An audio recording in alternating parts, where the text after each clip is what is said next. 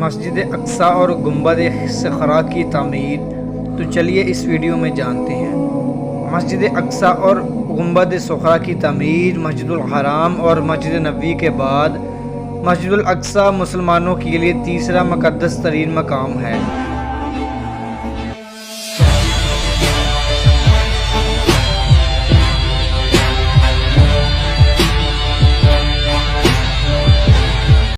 اور وہ مسجد ہے جس کی جانب سفر کرنا باعث برکت ہے۔ قبلہ اول کی حیثیت رکھنے والی مسجد اقصی کی سب سے بڑی فضیلت یہی ہے کہ نماز فرض ہونے کے بعد 16 سے 17 ماہ تک مسلمان اس کی جانب رخ کر کے نماز پڑھتے رہے۔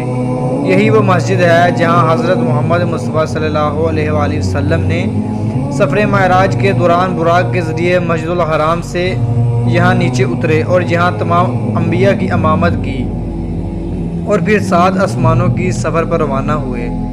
بیت المقدس کی تحریک المقدس کو یورپی زبانوں میں یروشلم کہتے ہیں، جس کا مطلب ہے وہ مبارک گھر جہاں گناہوں سے پاک ہوا جاتا ہے۔ یروشلم یا بیت المقدس شہر مسلمانوں، یہودیوں اور عیسائیوں تینوں کے نزدیک بہت مقدس مقام ہے۔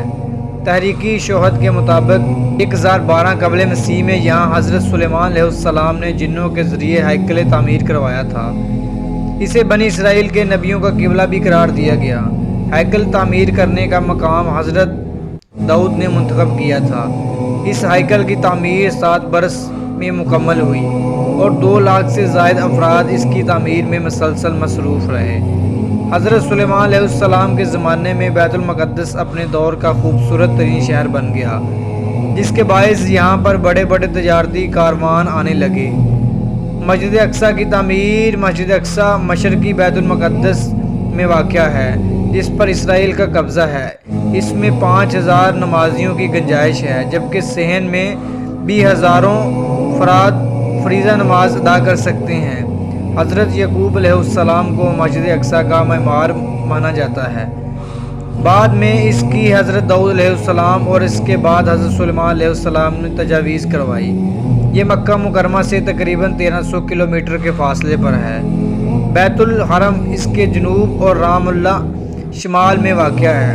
سلطان صلاح الدین ایوبی نے عیسائیوں سے قبلہ اول کو آزاد کروانے کے لیے تقریباً 16 جنگیں لڑیں اور 583 میں بیت المقدس فتح کر کے مسلمان مسجد اقصی کو اندر سے عیسائیوں کے تمام تر نشانات اور تعمیرات سے پاک کیا اور محراب اور مسجد کی اثر نو تعمیر کروائی۔ 595 عیسوی میں ایوبی خاندان نے پہلی بار مسجد کو عرق غلاب سے غسل دیا۔ 634 عیسوی میکل عیسی اور 686 عیسوی میں ملک المنصور سیف اللہ دین نے مسجد کی وسعت میں اضافہ کیا، جبکہ 865 ہجری میں ناظر الحرمین المیر العبد العزیز العرقی کے دور میں بھی اس مسجد کی تزئین اور آرائش کی گئی۔ مسجد اقصی اور گنبد صخرہ کی تعمیر گنبد صخرہ کی تعمیر جب حضرت عمر فاروق رضی اللہ تعالیٰ عنہ کے زمانے میں بیت المقدس فتح ہوا تو حضرت عمر نے صخرہ اور براق ماتنے کے مقام کے قریب مسجد کی تعمیر کا حکم دیا۔ مسجد صخرہ کی تعمیر کے کئی مراحل سے گزری۔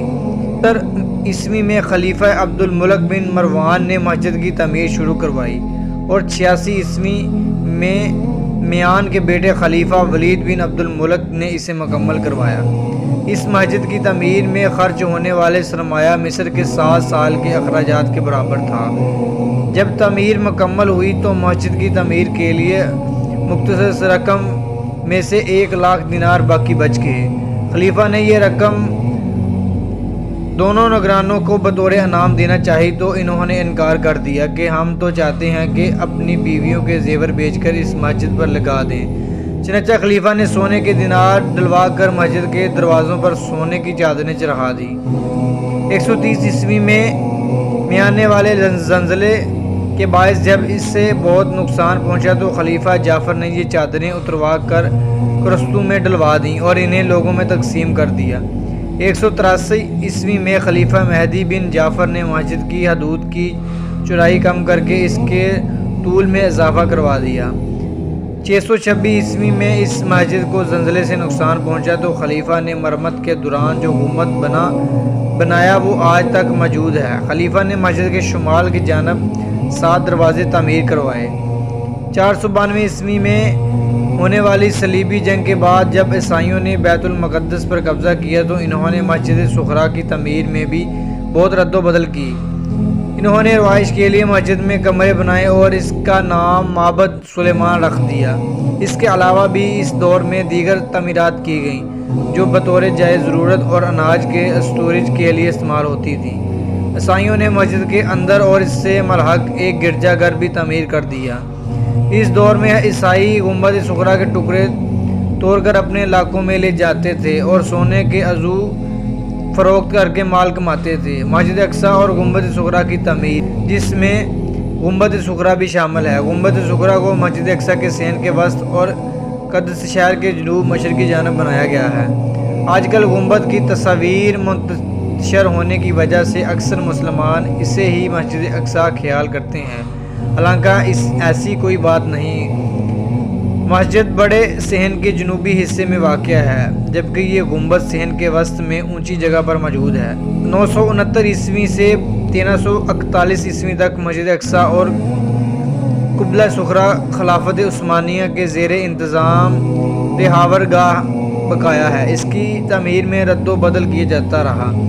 1945 میں یہودیوں نے مسجد میں بم پھینکے جس کی وجہ سے باب اوسط گر گیا اور گنبد کو بہت نقصان پہنچا۔